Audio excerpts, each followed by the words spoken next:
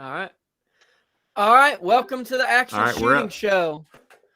Um, Welcome to the Action Shooting Show. We have maybe a little bit different format tonight. Skype was not working on my piece of crap computer, so we're trying something a little bit different. So hopefully it works out here. Um, Tonight we have Mark Rebke and Tiger Schultz, and we are going to kind of continue that last conversation we had on running gun gear, but pretty much just focus on packs. So we kind of left that off. We didn't want to rush that because there's a lot to get along here, and Mike Ford may jump on. We'll see what he's able to do here. So all right, let's get started. I think to start off, we're going to go with the absolute basic lightest pack. So we're talking something like this, maybe even a little bit less. This holds a hydration bladder. It's got a very little bit of extra that you could put in there, but it's not much more than a hydration bladder. You could probably fit an extra mag in and maybe a jacket or something. So that is probably the minimum if you're going to be packing stuff out there, like that hydration pack. And it kind of goes up from there. Is there anything? I don't think there's a lot to say about the small ones. You guys want to add anything to that? Yeah, I do. So I have the Camelbak. According to this, it is the Daystar 15. This is a 1.5 liter, I think, or maybe 2 liter.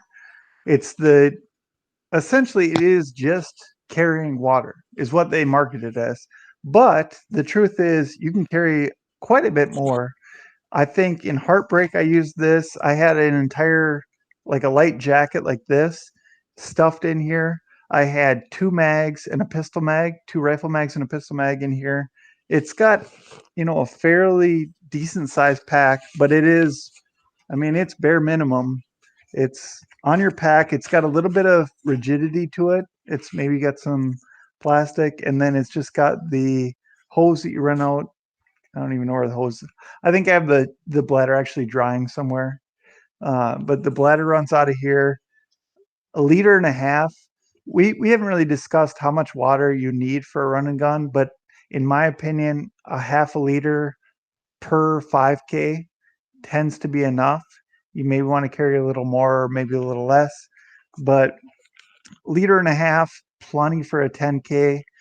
Um, we haven't talked about how much water you need. One of the things that I've experienced is it's not about drinking water, especially if you're training for this stuff. You go for a jog for a 5K, not that big of a deal. But on these run and guns, you typically, if your 5K time is 27 minutes, 25 minutes, whatever, your run and gun is 45, 55, an hour. And it's handy to have water that you can swish out in your mouth and then spit if you have to spit or swallow, whatever you want to do. That's between you and your friends what you're going to do there. But um, the idea is just having some water for refreshment. 1.5 liters. Again, I've never needed more than 0.5 liter per 5K, but it's always good to have extra. And then typically, we talked about packs or chest rigs in the last episode. If I run 2 rifle mags, one on my belt, I'll throw an extra one in here and maybe an extra pistol mag. Plenty. The nice thing about these little packs that aren't built into your plate carrier or anything like that, if you want to, in the heat of the moment, you can flip it around and run it on your chest and then dig out of here, pull your mag out, put it in whatever pouch you got, whatever, side mag thing kind of thing, whatever. And then you got your water, you got a back or a little extra storage because sometimes in these matches, another topic we've talked about is picking up stuff on the range. Heartbreak is one of these where they'll say you got to pick up a teddy bear, you got to pick up this and that, all these random trinkets. You stuff them in here. There we go. Exactly. So little things. It's not a lot of storage. It's not a big deal. I mean, if we talk about the size of my chest, it's not a big bag, but it's something. It's on your back. It's small. There's no waistband. We'll talk about waistbands in a second. or hip bands. There's nothing like that. But this is, I think I've used this in 3 or 4 run and guns. It's always been sufficient for me, not carrying weight. So we'll get into carrying weight later, but not carrying weight, just light class, whatever they call it, light fighter in some matches. Just, do you need water? Do you need a little bit of extra stuff? I've hung my gloves off the bottom of here, put the Velcro for your gloves on here if you want to do that. But as far as just basic, do I need to carry water and maybe a little bit of stuff? This has been my go-to. Again, it's a Camelbak Daystar 15, Yeah, and something like that. I think the key with those is kind of what you're saying is that's not for a lot of stuff. If you really want to carry a lot of stuff, that pack is not ideal. It's going to rip out, or not going to be comfortable. So you got anything to add to that, Tiger? I know you usually carry massive packs. So yeah, actually, a couple of things. First, I have this. I bought this used off of Ellis. It's a no name. It attaches by Molly. It's not even its own pack. It actually, I strap it to the back of like a plate carrier or chest rig or something like that. It's literally only for water. It's got all this Molly webbing on it, and I've never used it for that. So this is like a 2.5 or a 3 liter. And then I have a Camelbak. It's got the little pouch. I think it's the same one that Mark uses.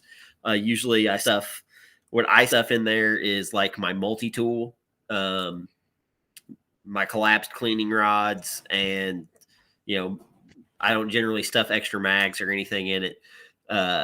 It's just kind of a tool carrying pouch, but Mark really covered it. They're kind of a minimalist thing. 1.5 to 2 liters is plenty for a 10K. If it's not, then God, do you have other problems? But that's basically all I've got for that. So,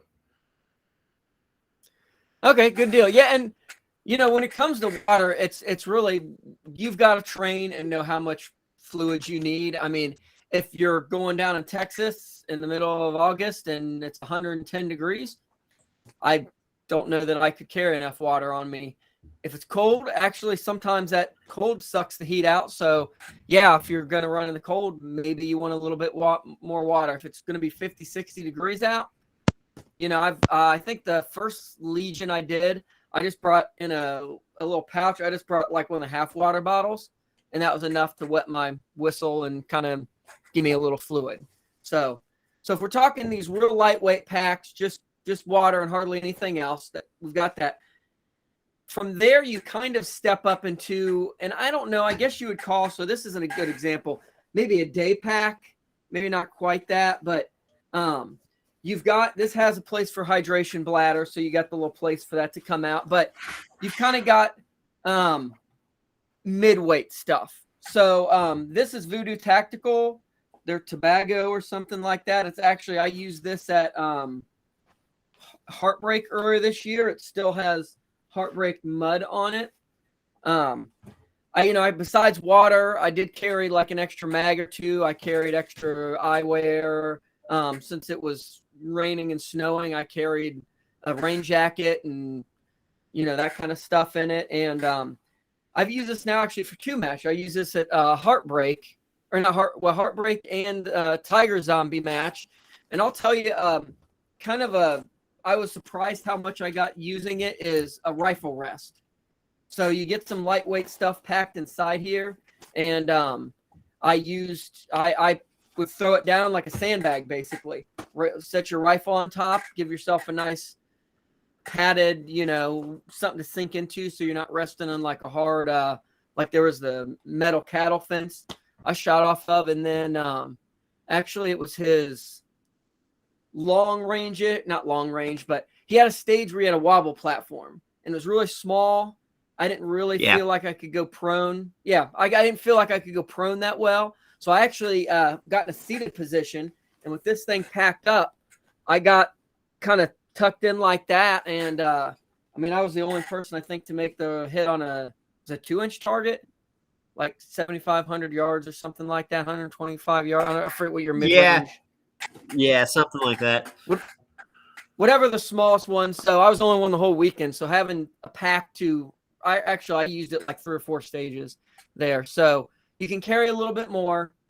This one doesn't have a waist strap. Some of them at that size, you can get them with waist straps, but typically that size, you're not really getting into that. That's into the heavier weight. But that'd be kind of this middle ground between like a ruck and just a real ultralight. It's almost like a book bag, I guess you guys, Tiger, you want to add to that? I'll let Mark go first if he has anything to add. Yeah, so I have the High Sierra, which is the same sort of size. This is the Amazon $30 or $40, whatever. It doesn't have the hip straps or whatever. The one I had before this did. It's the same design. It's all the same backpack, but some of them they throw on the extra hip thing.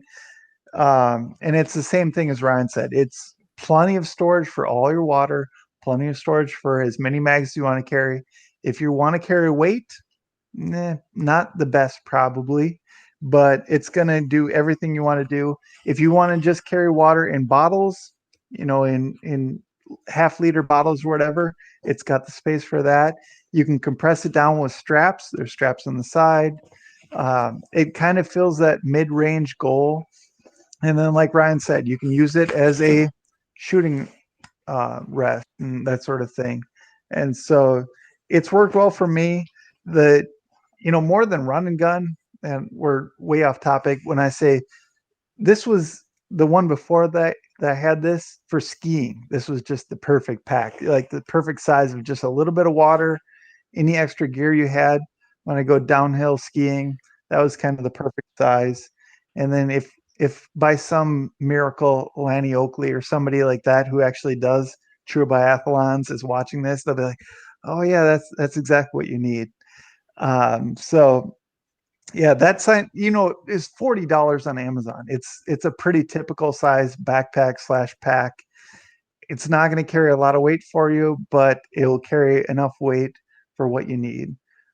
Before we get into the true weight class, if you want to do all like that's if I'm going somewhere, that's the pack I'm carrying. It's got a pistol, a mag, a med kit, and then I can put a laptop, whatever else I need in it. It's that kind of kit. So that's all I have to add to that.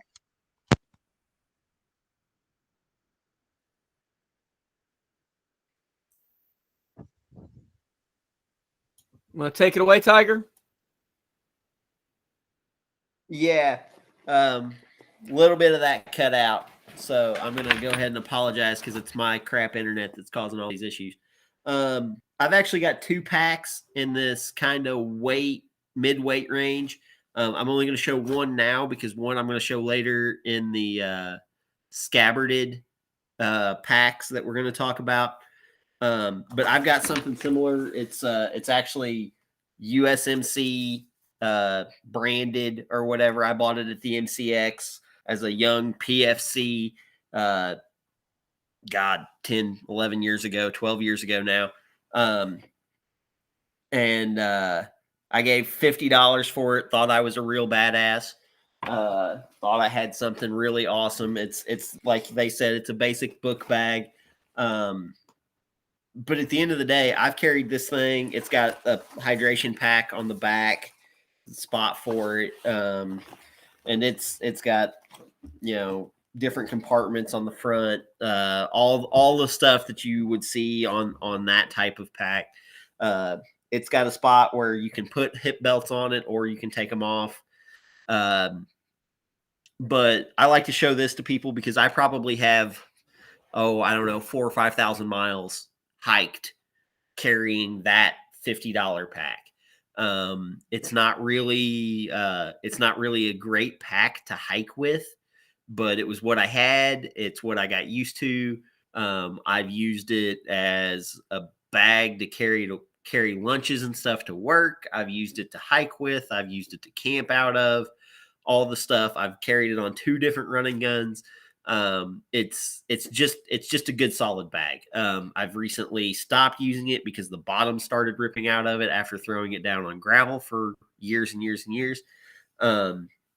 But I wanted to show that, and I'm glad that you two kind of showed something similar to show people that, you know, if you're going to run a pack, it doesn't need to be a $500 Mystery Ranch or Arc'teryx pack.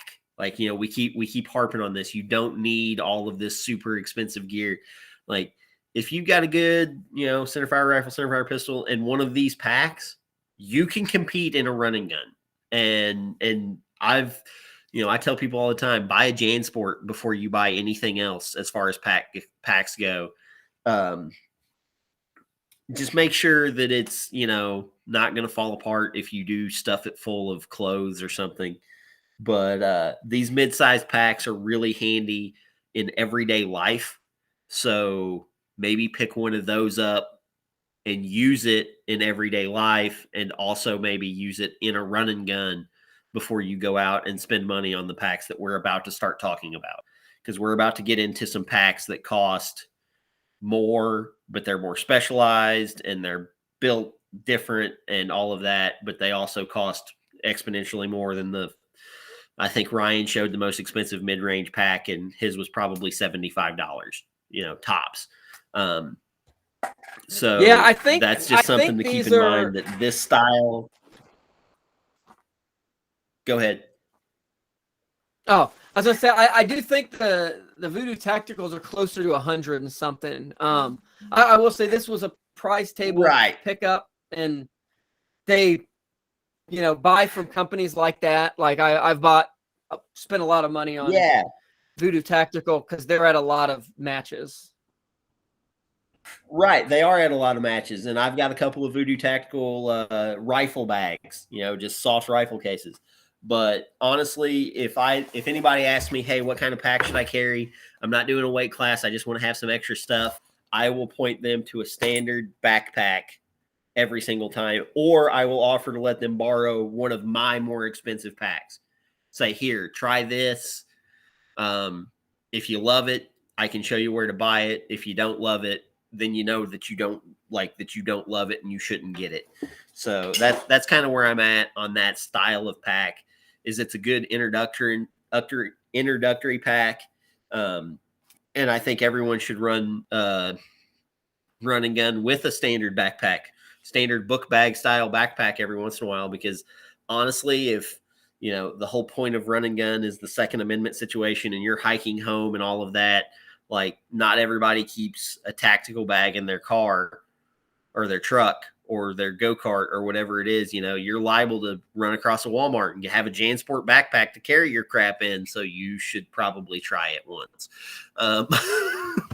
But that's kind of my spiel on that style. And now we can move on to the quote unquote real rucking packs.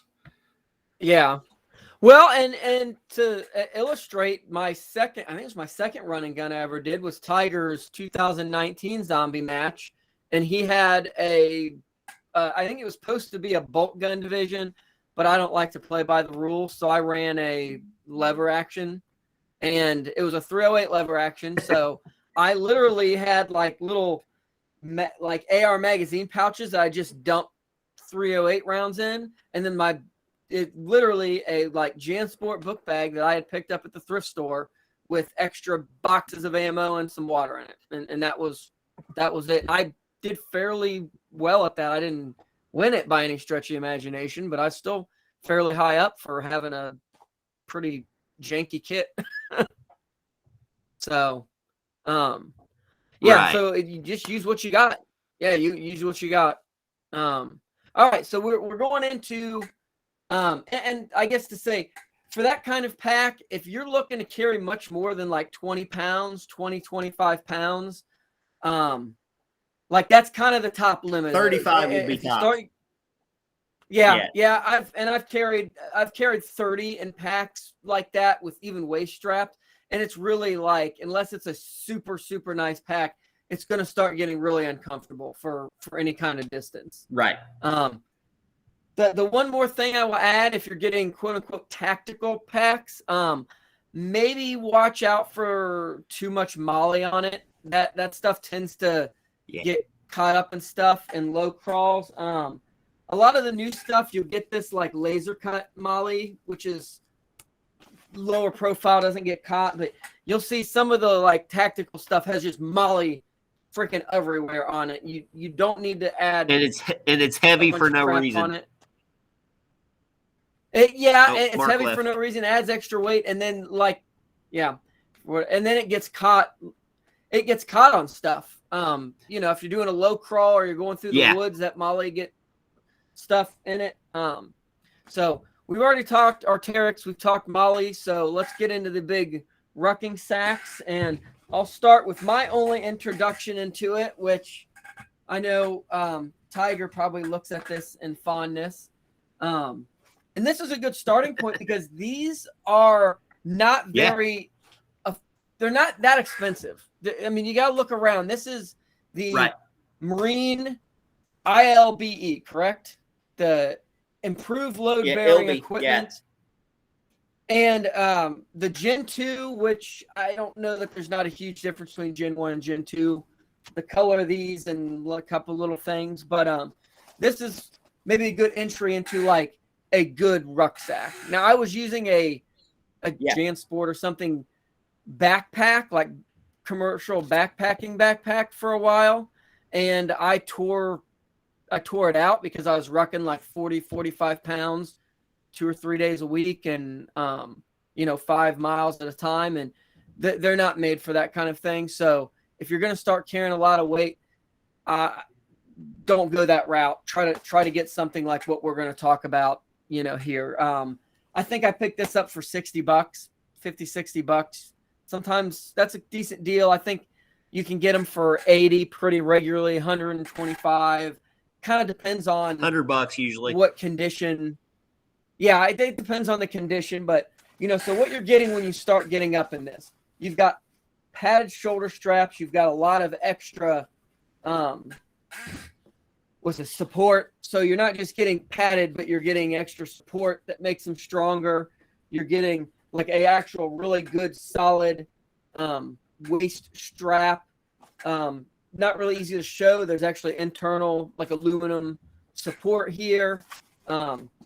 These do unfortunately have like a lot of molly and stuff on them and attachment points and extra. I mean, I think these are rated for like up to 125 pounds or something like that. I don't want to carry that much. Yeah, and I've seen them loaded with a lot more. Yeah, I know. That's what everyone I got. It's like, oh, did you get the day pack? And I'm like, no, I don't know anything. Like, oh yeah, you could carry extra weight on it. I'm like, I don't want to carry extra weight on it. If I overload that, I'm carrying, gosh, 125 pounds is like 75% of my body weight. So I'm not real interested in doing that if I don't have to. But really when I got that, my rucking got so much better. Like the comfort in my rucking got so much better because it supports the weight better. And that's, that's just a base model. I mean, you can get packs that are like floating on air when you got them on your shoulder. So, you want to go next here, Mark? You got anything to add to Rucks? I don't know how much of that you do. Sure. So I don't do a lot of it, and I'll admit that straight away.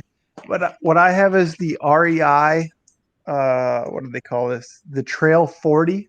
So about the exact same size that Ryan's talking. It's 40 liters. What I have in now is just my camping stuff, and it's about 25 pounds. I've hiked several miles with this. It's got the straps, the hip belt. It's got the suspension straps, got the water bladder, and it's worked well for me. Again, I haven't done it in run and gun, which is the proof testing, right? Where we're all testing our gear in those high stress situations. It's not that, but just hiking around. I have the same one or the women's version for my wife. She's 2/3 of the way to me. She's 120 pounds wet, and she carries this with 25 plus pounds like nothing. It's got that. I don't know if we've talked about it. I kind of cut out there for a second, but it's got an internal frame if we've talked about internal versus external frame, but it's got a little bit of plastic in there that sort of supports the weight, changes it from your shoulders to your hips, and puts the weight on your hips, which is kind of what you want.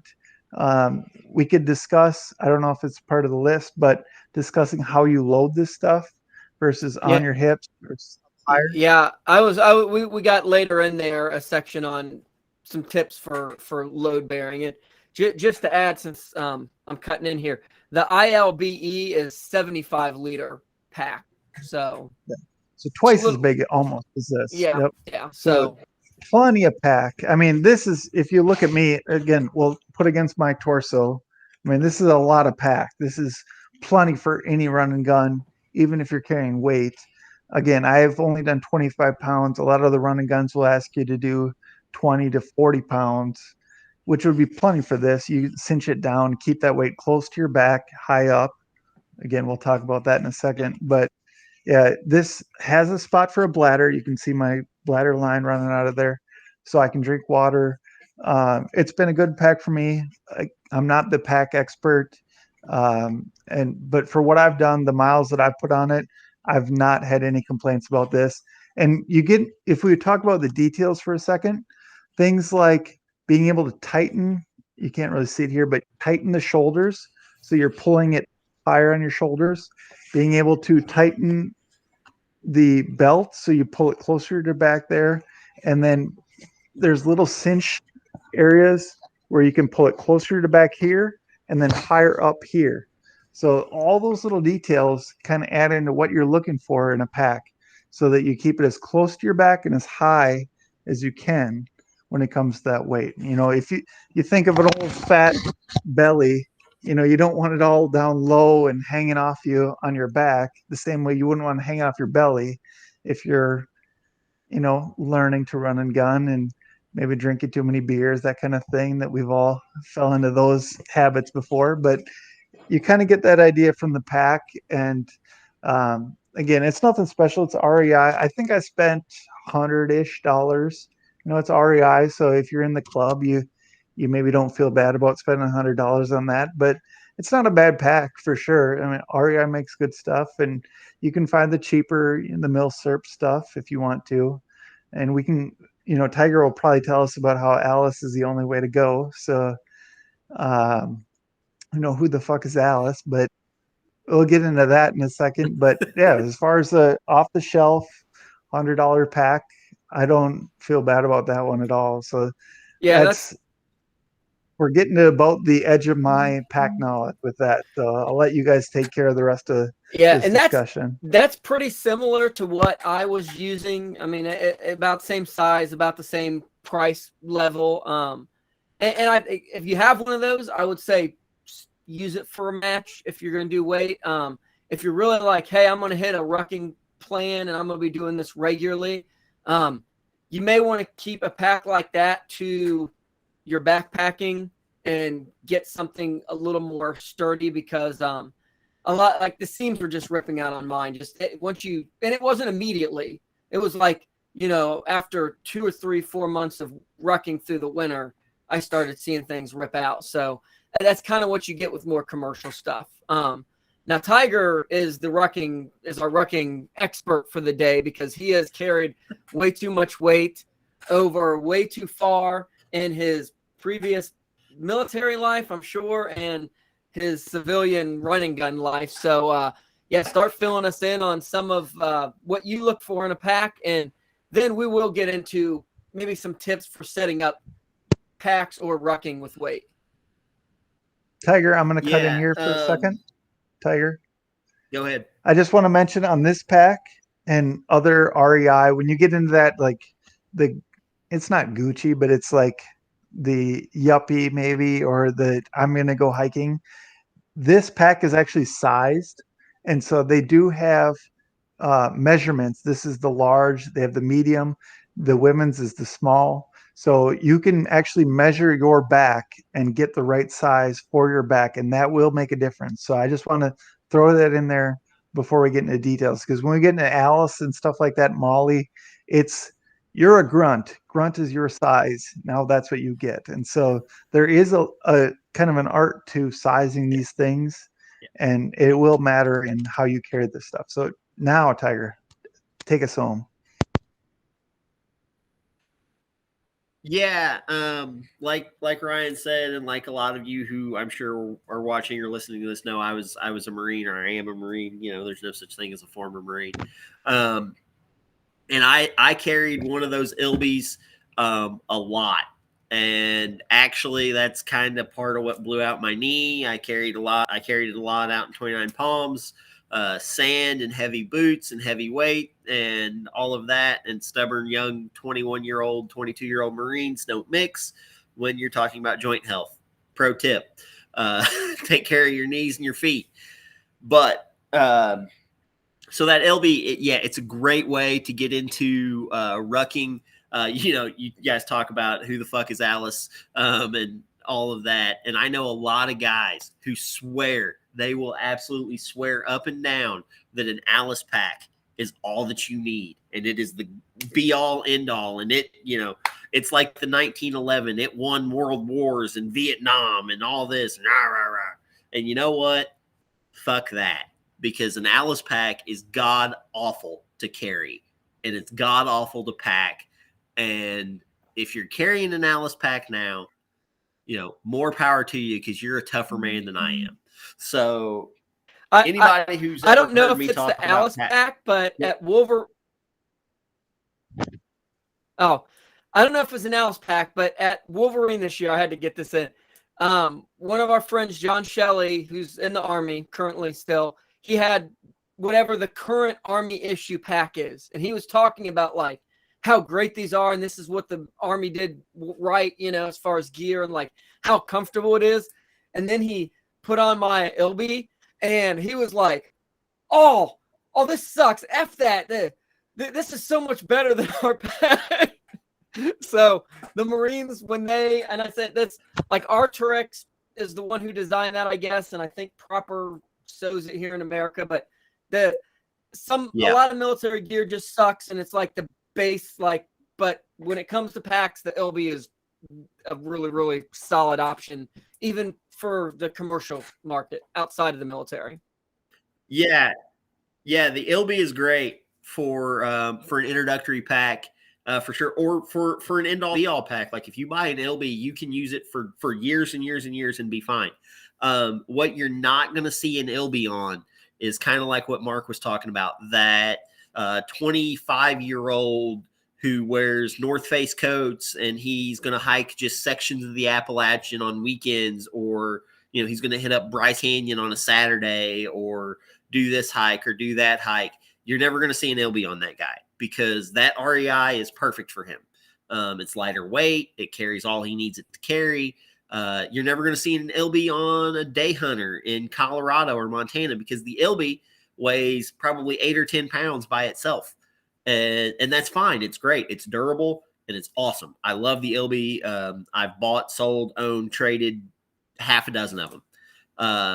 My current pack is this monster right here. This, and it's open, and then there's the zombie patch, and it's got this is an Eberly stock G4 operator. That right there, oh, there's knocking down brass, putting it down, is to me is the best heavyweight pack on the market today if you want to carry a rifle. One thing that it has that the LB doesn't have is it's got a scabbard built in. It's right there. It carries a rifle right in it. I love that feature. I've used it on multiple running guns.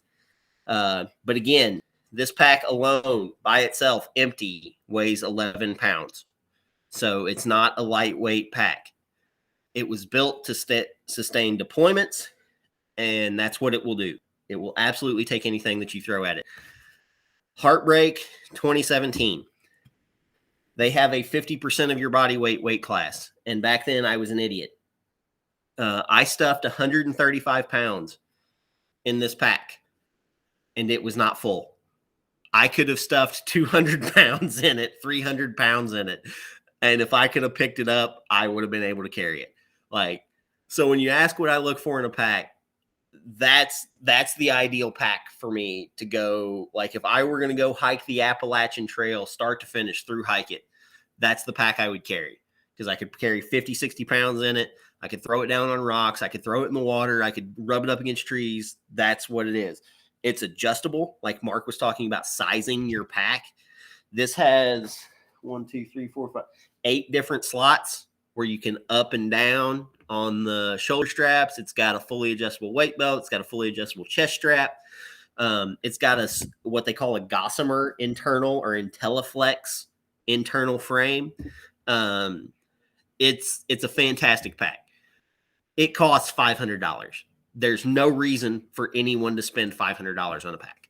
Like, absolutely no reason for that, unless you're an idiot like me. Or you're going to go to Afghanistan for a year. Like, if you're going to go to Afghanistan for a year and you want to take your own pack because you're in the Army like John Shelley is, and the Army issues you a shit pack because they don't expect you to ever carry it, buy an Eberly stock operator, stuff it full of all your shit, throw it in the back of the Humvee. It'll be great. Like, that's what that pack is built for, and it does a fantastic job. I've carried, I think the March Match 2019 or 2018, I carried 3 rifles in it. I carried my RPR in the Scabbard. I carried an AK or an AR-10 that didn't work in one side pouch, and a lever gun in the other side pouch. I've carried the RPR and an AK in it. I threw it off of a 14-foot wall twice with 130 pounds in it, and it just worked. Other packs that are in that realm of being, Can-A has some packs like that. Arc'teryx has a couple of packs that are like that. Mystery Ranch, Eberly Stock, Kelby are the 3 big ones, the big brands that have that style of pack that I like. I actually just looked up the specs on it. It's an 80-liter pack, so it's a little bit bigger. Probably the Scabbard is the difference between Ryan's, Ilby, and my pack.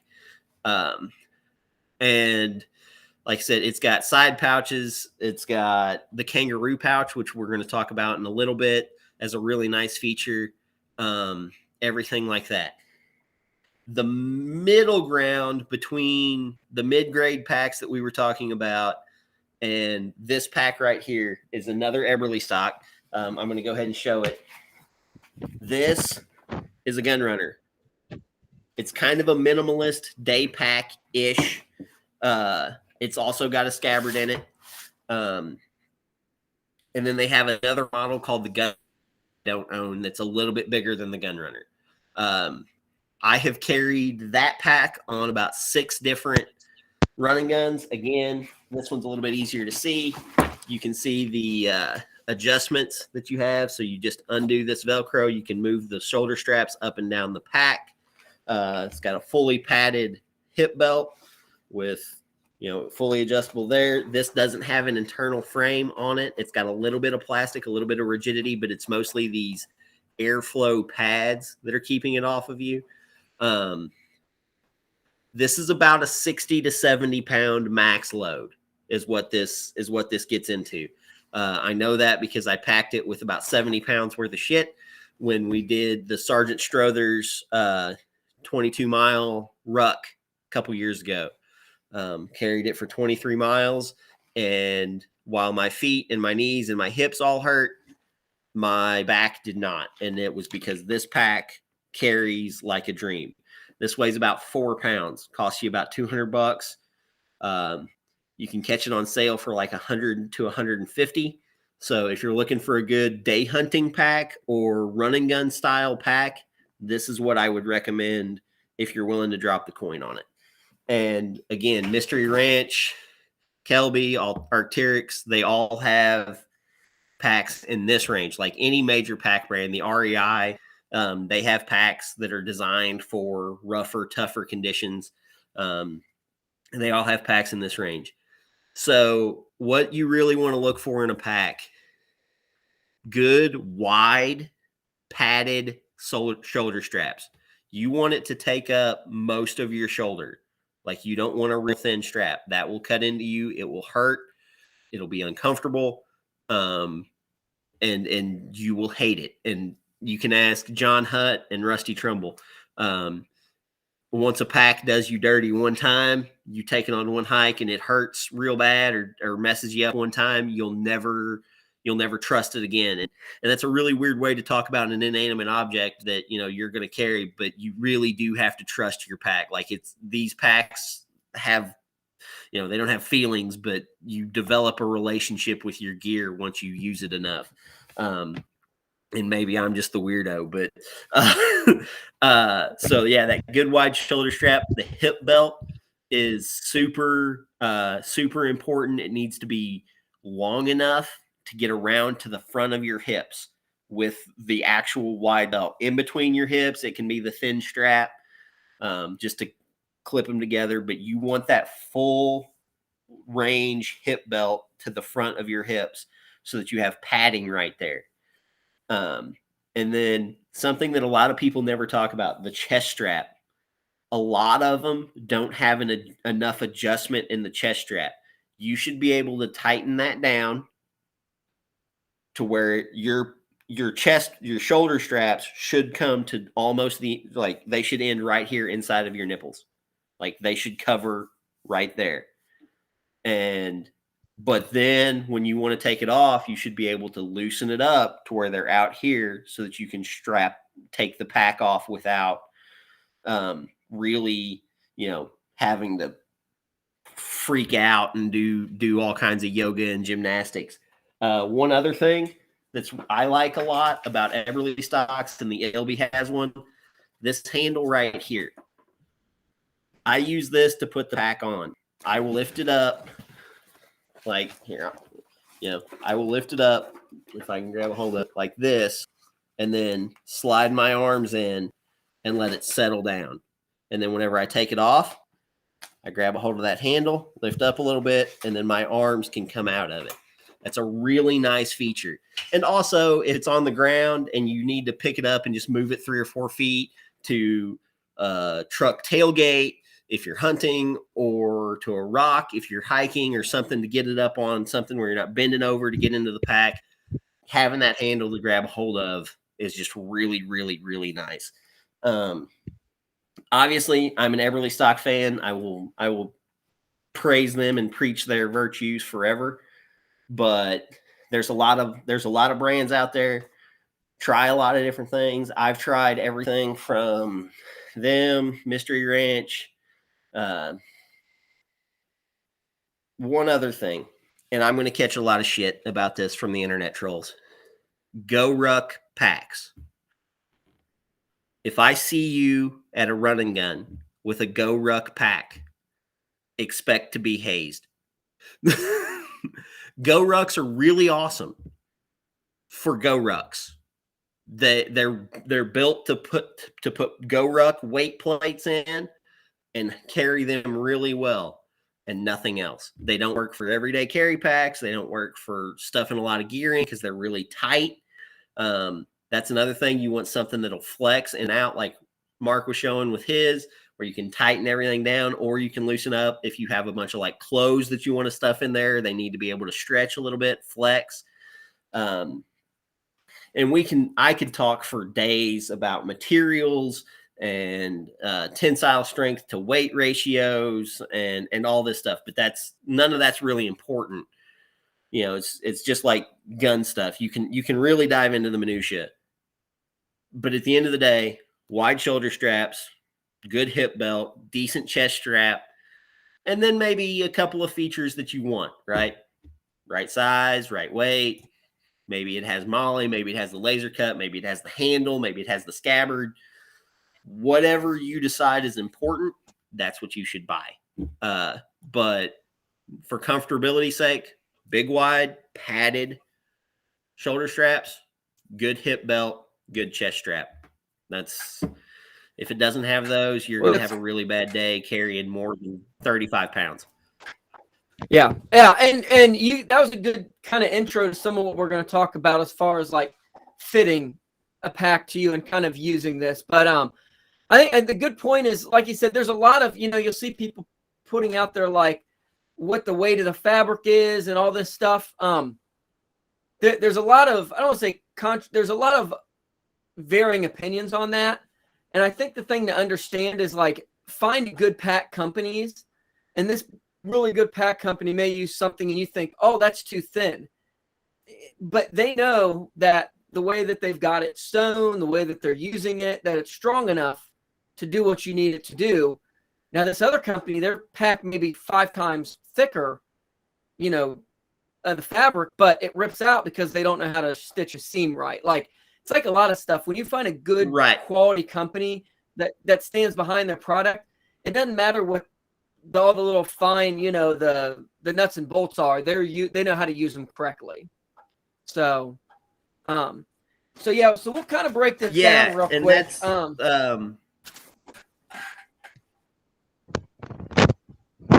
let me cut in 1 second, Mark. Or Ryan, let me cut in 1 second. That's one thing that I really try to push on people. They'll talk about like my 10-pound pack versus my 4-pound pack. Or mostly they argue over like a 3-pound versus a 6-pound, because the 6-pound's kind of getting to that upper end, heavier pack.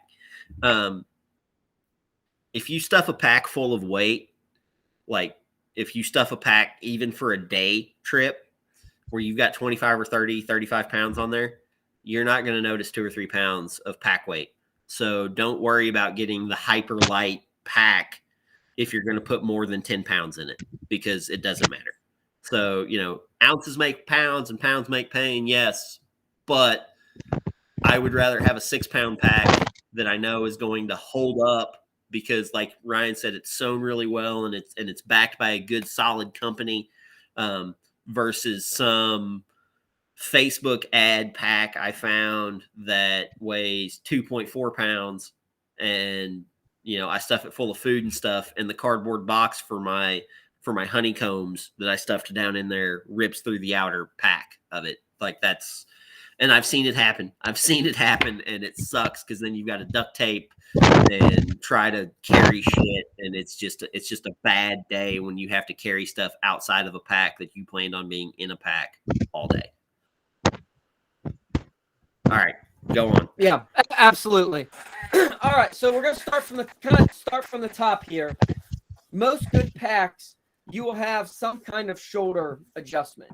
So these shoulders can come down, they can come up.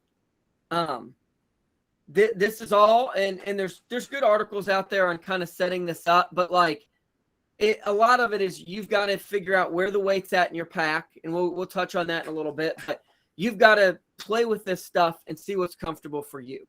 So kind of going down, as Tiger said, a good pack will have adjustment for like the little chest strap as far as where that's at, but also the height of it, because my torso is definitely not the same as Mark's, which is not the same as Tiger's. So you may have to ride this up higher or lower, and depending on what weight you have in it, higher or lower.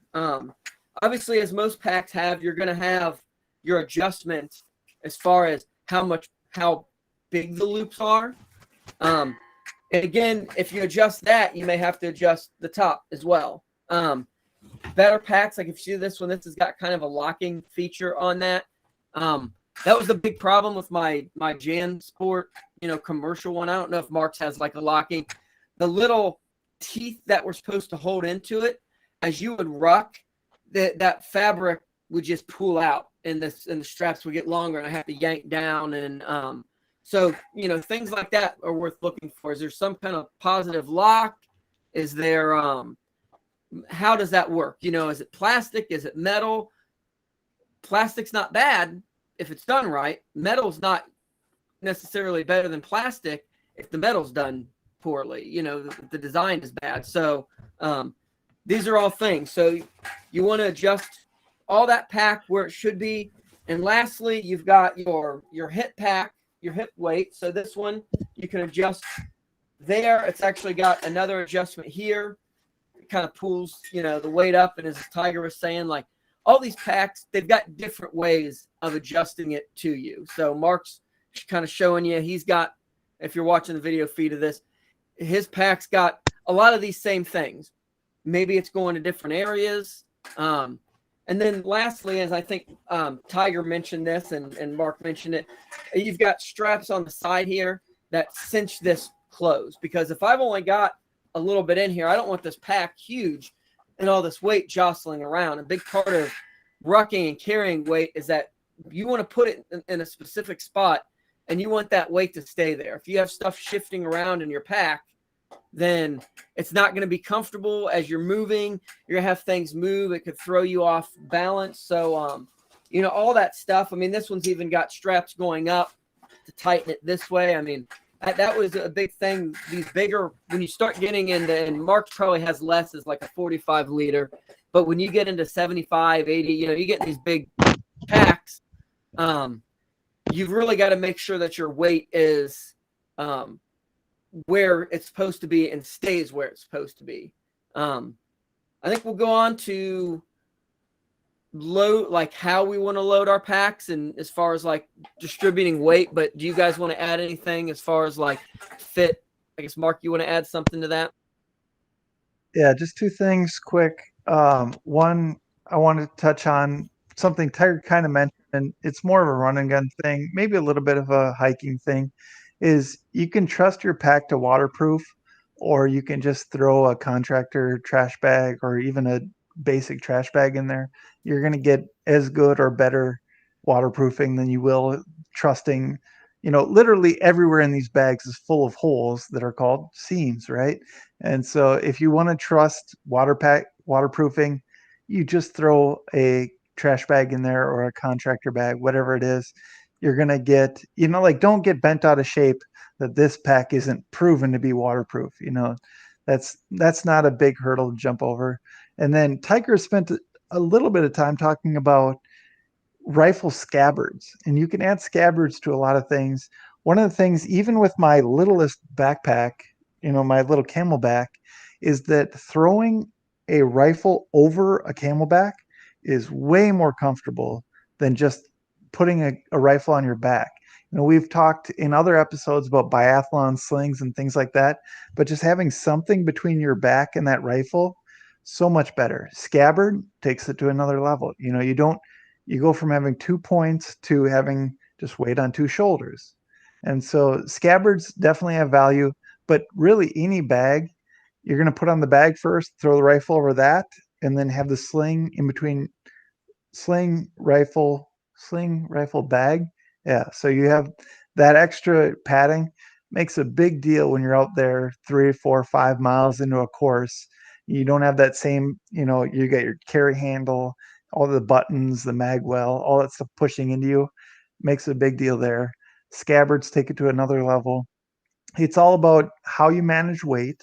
We've kind of talked about this. We'll talk about this again, but you're managing weight, you're managing pressure points, you know, with the difference of width of your thing. It's all sort of a game of how to manage that weight. And so that's just one of the ways that you can do it. Scabbard is one way.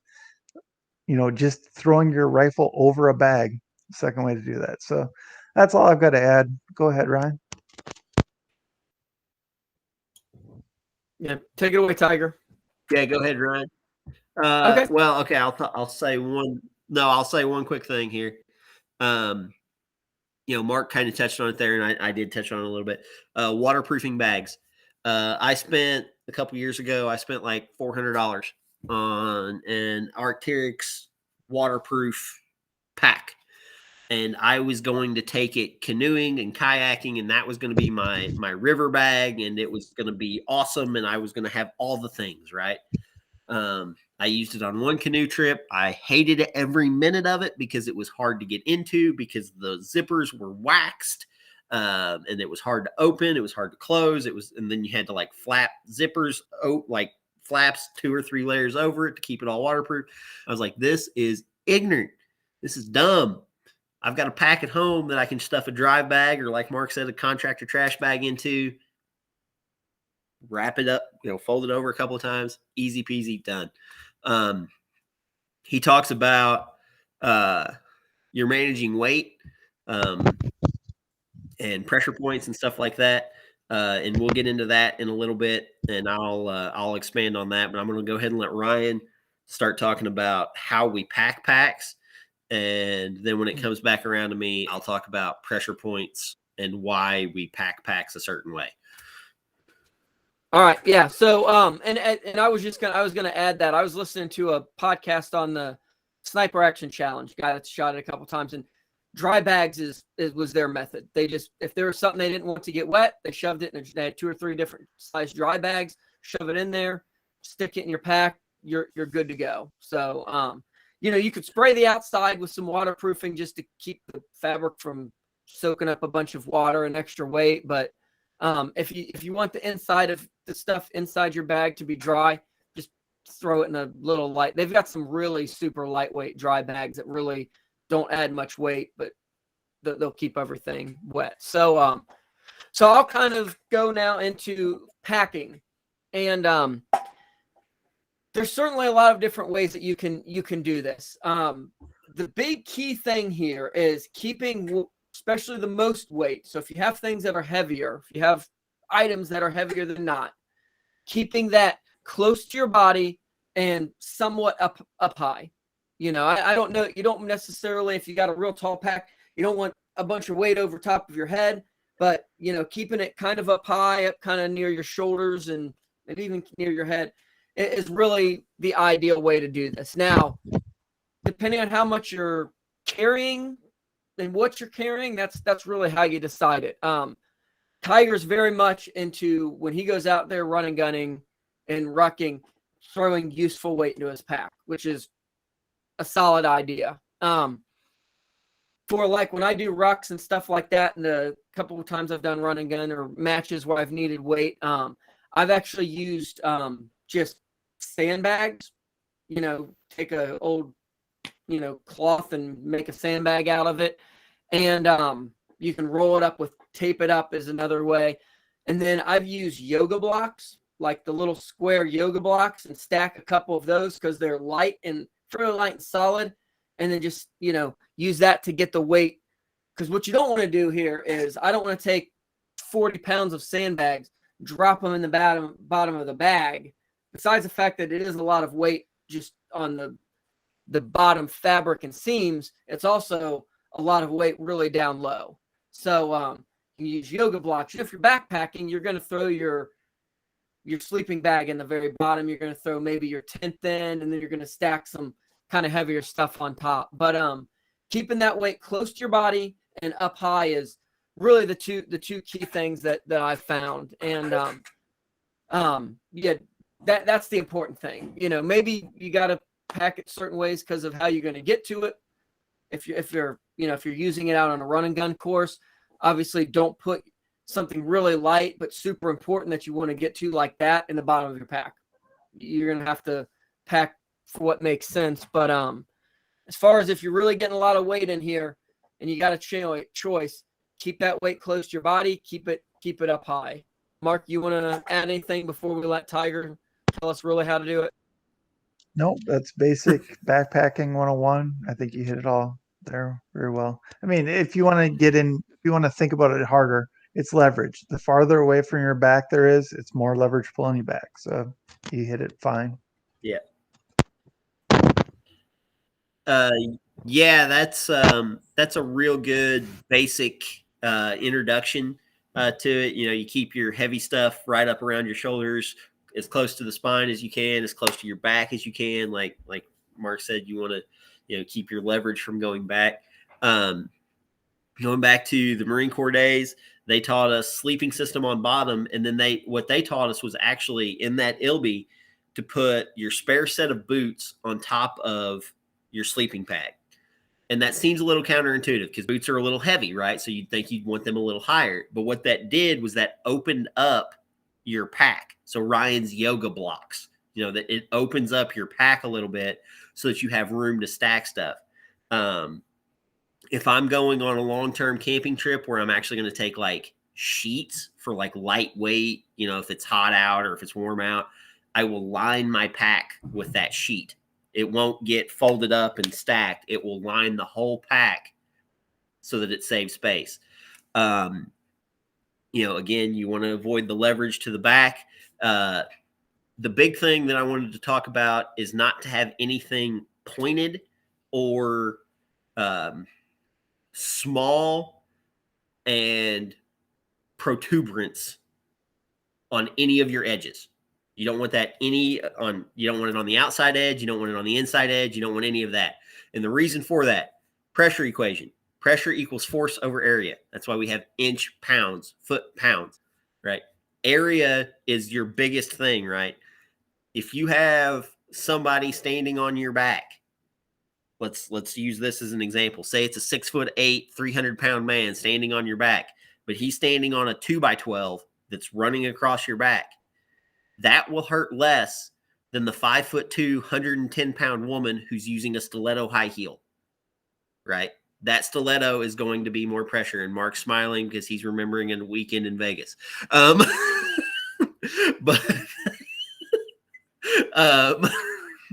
But so you don't want anything that's that is going to push out at a small point and press into either your pack. It's bad for your pack. It's bad for the material, or you yourself. Mark touched on it. Throwing a rifle over a pack, even if it's just a water bladder, is a lot more comfortable. That's because rifles really suck to carry, and they're full of small, pointy things that dig into you. Everybody likes the big, overextended charging handles. You know what that does if it's rubbing into your back over 6 miles? It wears an effing hole in your back. Even if you have a small one and you flip your rifle around, I've seen people wear holes in t-shirts from shell deflectors, forward assists, particularly sharp M-lock cuts. I've seen those tear holes in clothes. Picatinny rails. I saw one dude who had a Picatinny rail bruise down the back of the left side of his back because he had stuck his rifle in between his backpack and himself and then used the backpack to cinch down tight. And it made little itty bitty bruises where that Picatinny rail was. Like scope adjustments, scope caps, all of those things hurt because they're small and they press into you with even just a little bit of force. So, you want to avoid all of that. We've all kind of shown packs and they have these kangaroo pouches, what they call kangaroo pouches on top. Any good solid rucking pack is going to have a kangaroo pouch. I use mine on running guns to carry medical gear, extra mags, and occasionally cleaning gear I'll throw in there. If I'm just camping and stuff, it's my snack pack, right? Like that's where I keep all my snacks because I can throw it off. I don't have to get into the main pack. Unzip it, grab a granola bar, grab, graham crackers, grab beef jerky, whatever I've got stuffed in there, things like that. You want your water, if you're carrying bottles of water, to either be, I've got a knife on the hip belt, but you either want to have your water pouch or water container holder here, or most packs have side pouches. Stick it in there where you can reach back and grab a hold of it right here and then slide it back in. I've seen people who use these right here and they clip a water bottle onto it. It's great if you're backpacking because you can hold on to it. If you're doing serious rucking, it's going to flop around. It's going to hit you in the chest. It's going to hit you in the face. It's going to annoy the shit out of you. Don't do it. And that's really what it comes down to is once you get into, like Ryan said, you get into a serious rucking program where you're putting in 5, 10, 15, 20 miles a week with some weight on your back over some technical trails, things like that. You're going to figure out, oh, hey, that med kit that I stuffed down in there, it's got its tourniquet windlass sticking out of it, and that's rubbing into my side. I need to move that. Hey, that water bottle right here, yeah, it's really convenient. I can just pop it open and drink out of it. When I'm trying to make speed, it's flopping around, hitting me in the face, and that's really annoying.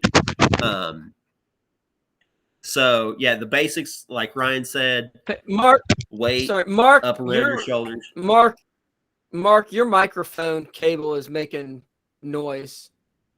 Like I think it's the actual cable, so you may want to mute yourself when you're not talking there.